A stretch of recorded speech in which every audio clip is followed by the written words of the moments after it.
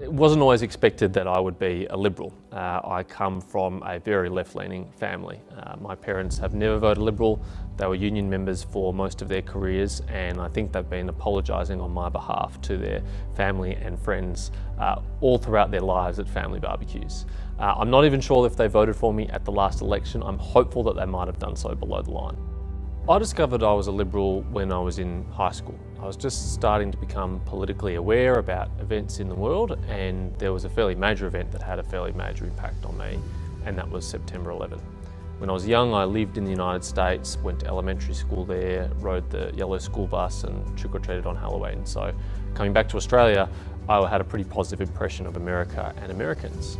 And I remember when September 11 happened that there are a lot of people on the left who said things like, America's brought this upon themselves, it's America's fault, what can they expect with their foreign policy?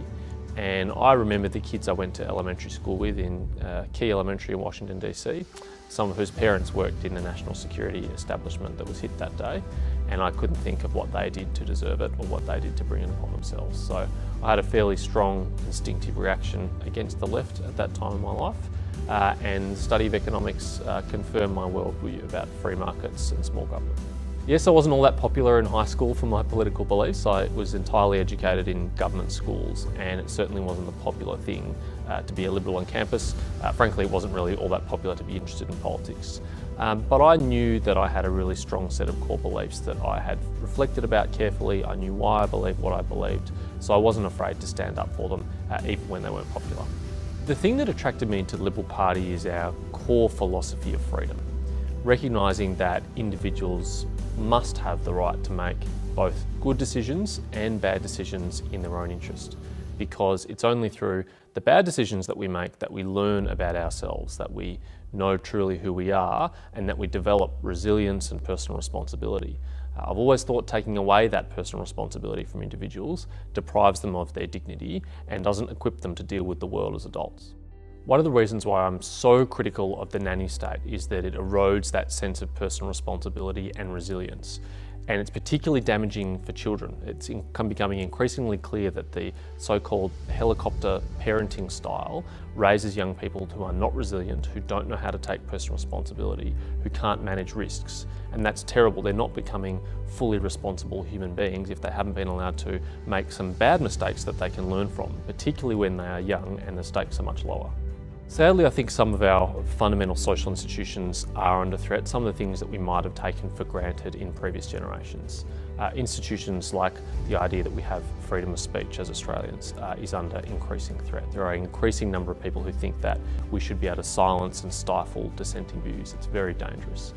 We can't take for granted the stability of our parliamentary democracy, our separation of powers. We can't take for granted the Westminster system that we have. All of these things need to be defended, and they need to be explained and passed on to future generations, because it is only through these really unique institutions in Australia that have allowed us to be so prosperous and free.